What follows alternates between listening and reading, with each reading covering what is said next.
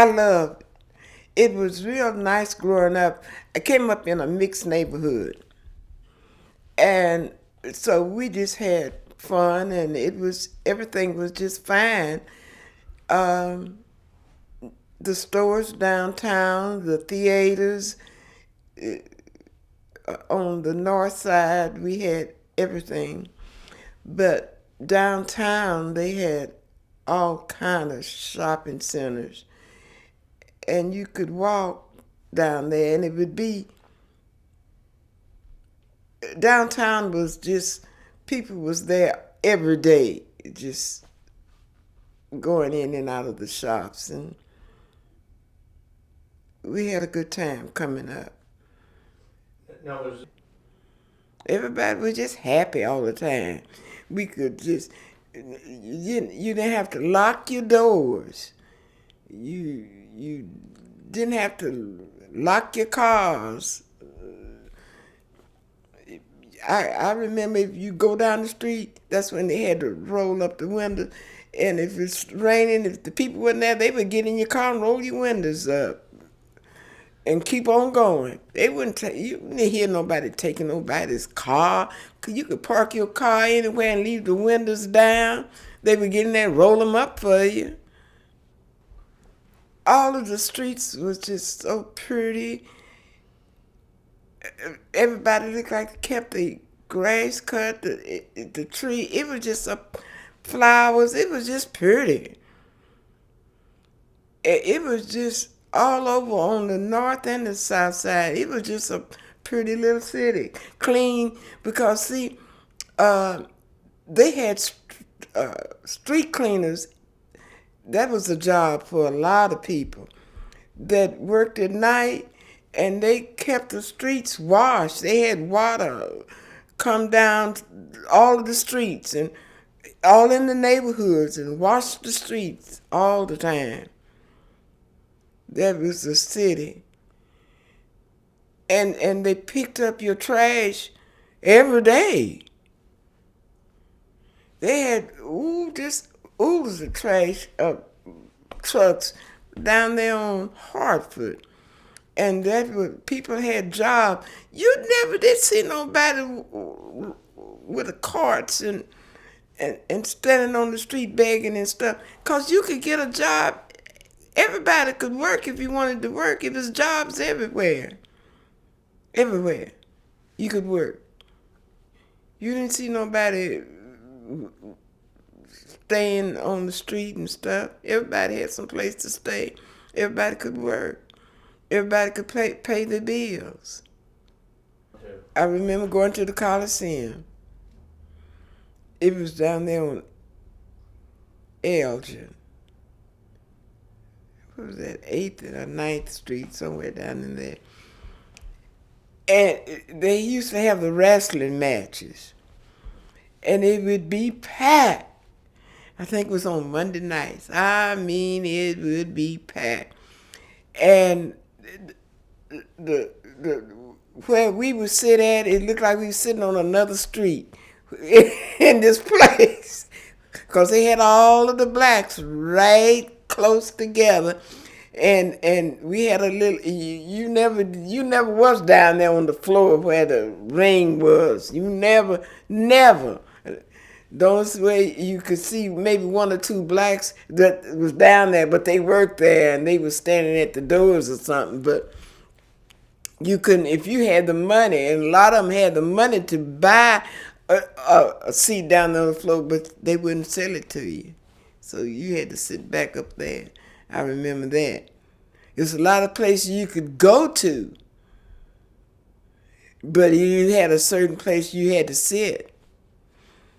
Then I was working on, it was this hotel, this big hotel that was on the north side, small hotel. And all of the big bands, they stayed in this hotel. And I got to meet all these people. I got to meet Duke Ellington, Nat King Cole, Count Basie, and all of the band, the people that worked in the band. Eartha Kitt, she stayed in this hotel. Uh, Lou Armstrong, I got to meet all these people. They were just nice people. They would come in and they check in and have the big band. A lot of them would stay maybe 1 or 2 days, but they have this thing that Friday night or Saturday, usually be Saturday night.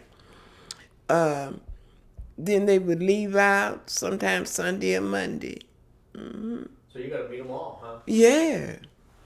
And then I started working in this restaurant. In this restaurant, all of the big bands and stuff, they ate in this restaurant where I work. And it was just, you just made money. And when these big bands would come to town, everybody was making money. All of the stores were making money because people were going stocking up to have it in their restaurant. All of the stores downtown, because everybody would go downtown to buy them an outfit, and the people were dressed then. I mean, they would dress. They looked like they was going to church all the time on Thursdays and Saturdays and Sundays downtown. I mean, the women, they was just dressed. I see some of these people, we look better than they did going fishing. I'm not kidding. You never did see any tennis shoes and stuff like, we wear now. You didn't see that when I was coming up in the 50s and the 60s. And I see how famous that girl got. And we would pay $1 to go and see her, Ike and Tina Turner. And we got so tired of looking at them because they would fight all the time when they would come to Tulsa. Even on the stage when they'd be out there. I was so glad when she left him. But anyway, we would go out there to see them when we didn't have no other place to go. That's how the billing was then. And we could pay $1 to go and see her back then. And I see how famous she is now. And it was the same way with they brought in pretty nice things in there, but people didn't go to and packed it like it back in the 50s and the 60s and the 70s. I remember they brought Andy Williams down there, and I loved Andy Williams. I think I was the only black in there. I went to see Andy Williams. I looked around, I never did see another black in there. But it was just like a big city. It really was. It was just booming, just like you say. Tulsa, because see, they had all of the oil here, and they was making steel. I remember they had this Bethlehem Steel Company. It was right there on Archer and Lansing. Then they had another great big steel, and they had, see all these people. They had the people. Everybody was working, like I was telling you. They had all these people that was working in these companies. They had big companies that was here, and so everybody could work. You could work hard and make good money. They had the brickyard. They made the bricks up there down there on Greenwood, and they had so many business, hotels, restaurants, and clubs. Everybody could work. You could work. You wouldn't have to be without a job an hour. I'm not kidding. You just could work. Greenwood was like a big parade, especially on Thursdays and Sundays.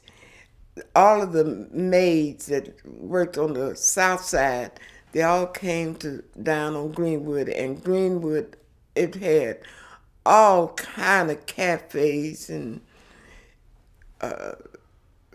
pool halls and theaters, and we had everything down there on Greenwood. And everybody was making a little money because they just had all kind of clubs. Oh, we had clubs on top of clubs. And I was waiting tables at the Spinner's Cafe, and the large hotel was a small hotel, was right there on Archer next door to the Spinner. And all of the big bands would come to town and all the time. And it was just packed on Thursday nights. People was all in the street like a parade on between I say Canberra and Archer. It was just hundreds of people, and it was just nice coming up. We had beauty shops, barber shops.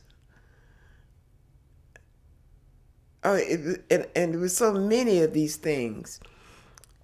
Some of them had their own, it was doing it in their homes. Some they had the clubs, and we had hotels. We had grocery stores. I remember when Greenwood, when the North Side had everything.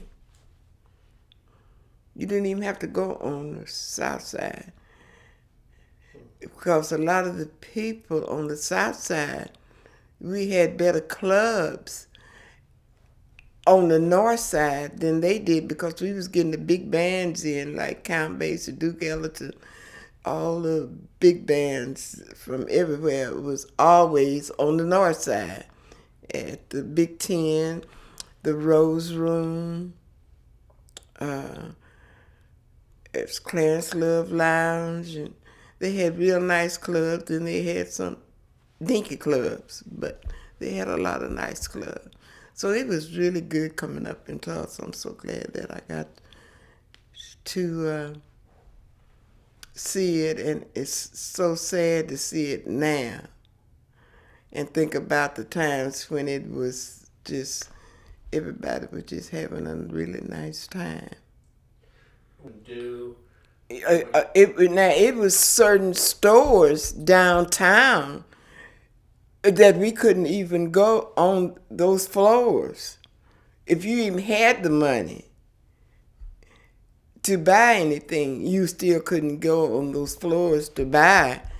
Then the theaters, you couldn't go to the theaters downtown. Now, we could go to the theaters if you had some of the other little friends with you, the other little kids, the little white kids or the little Mexican kids. We came up in this neighborhood I was telling you about. If we would go to the theater with them, but we could get in there. But if we would go down there by ourselves, you couldn't get in there. But we had 3 theaters on the North Side. Really? Yeah. There was Dreamland Theater, the Rex Theater. Gosh, I can't think of the name of that other theater. Go in, or was it just... Yes. They had a restaurant even on the North Side. I never forget, on Apache. I think it was Barton's, I believe. You could go in there, but you had to sit in the kitchen. Like, they had a booth. I think it was 1 or 2 booths in there if you wanted to go in there, because they had good food over there. But it was right on the North Side, and you couldn't go in there. I remember when that was the first place that they started sitting out there on the curb, for the people not to go in there. That was the first place. That's the only place that I can remember they did that on the north side. They had a theater, a drive-in theater on Apache, and this man had rented this place from a black man that owned this land, and he didn't allow the blacks to go in there. When they opened up the Admiral Twin, I went out there by myself and they wouldn't let me in. And then this man that I worked for, I went and told him about it. I never forget it was Mary Poppins. I wanted to see this when it first came out. And I told him about it and he went back out there and we got in. But it was, I kind of ignored, it wasn't too bad, because I never did get mixed up in it and I always run around with these other kids. It wasn't too bad for me coming up like the people way down in the South. That we had our own, they had 2 bus lines that went on the north side, the Greenwood and the Lansing. And you could go anywhere on these buses.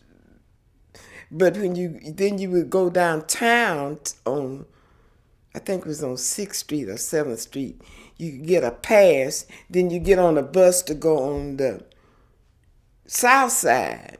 If you worked on the south side, you had to get on another bus. You had to go to the back.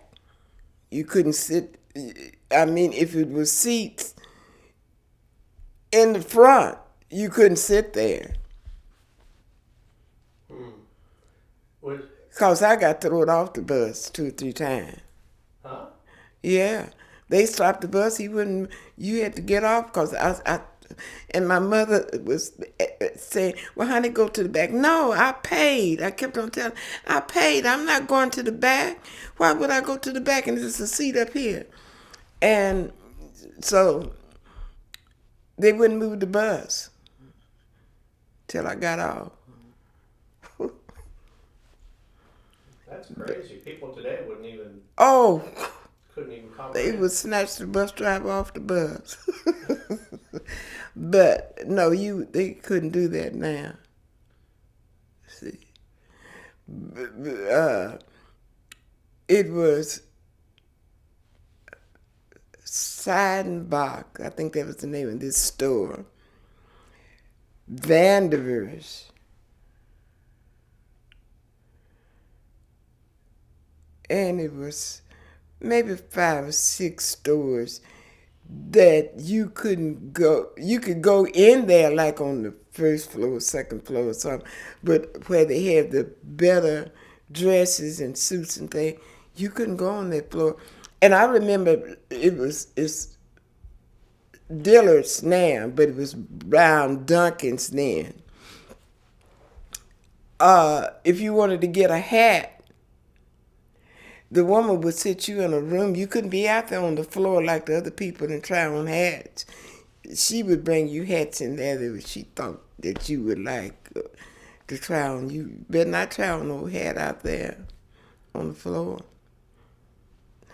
And there was a lot of restaurants and clubs. That's how a lot of the blacks then was making their living on the south side, because they had so many restaurants and clubs. I know I used to cook at nightclubs and Southern Hill, and they just had oodles of black. Southern Hill, Tulsa Country Club, all of them was cooks, and everything was run by the blacks back then. But you couldn't go out there and play no golf out there. You couldn't go and play no tennis out there. You just didn't do it.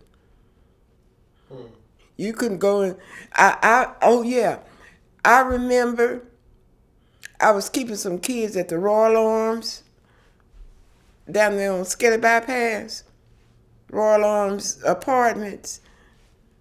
It's still there. And these were some Jews. I was keeping these main kids. The little girl was out there in the swimming pool. And this little thing she in, it came apart. And I was saying, because she wasn't but 2, I said, get that baby, get the baby. But I couldn't swim. But I jumped in there and got this child out. And they asked that man for his apartment. And he said, well, I'm going to take this to court. I said, just forget it, Sonny. Sonny Gould was his name. I said, just forget it. So we moved to apartments further down. Because I got in that pool. I say, well, it's one they didn't drain it like they did that girl up there in Las Vegas. She just put her foot in the pool. This black girl put her foot in the pool, and they drained the whole pool and sterilized it. I guess they thought they was going to turn black. But it was good coming up, but they let you know that it was black. I remember when they had the water faucet sitting right down there on Main Street and had a sign on there, white, colored. It's the same water. I mean, but you couldn't, and the fountain was right close together, and they had this sign right over the water fountains. And you could go in stores and buy soft drinks or sandwich or something, but you couldn't sit at the counter. I remember that. That's interesting, isn't it? Yes, it is. You would have to take it and walk out the store with it. What about, so... Lakeview Park, I think it's out there by Mohawk. And they let the blacks have it maybe 2 or 3 times a year. I think it was on like the 19th of June. And some other holiday or something. I don't know where they had let them out there so they could ride. And they had all of the rides. It was a big old Ferris wheel and all that junk out there. But a lot of the blacks say if they just going to let us have it on the 19th of June, don't go out there. So they boycott that. And that was Juneteenth. Yeah. So we could find other things to do. Because on the 19th of June, you couldn't hardly get down on Greenwood and Archer. Really? They had big celebrations? Oh, they celebrate. It was like Mardi Gras.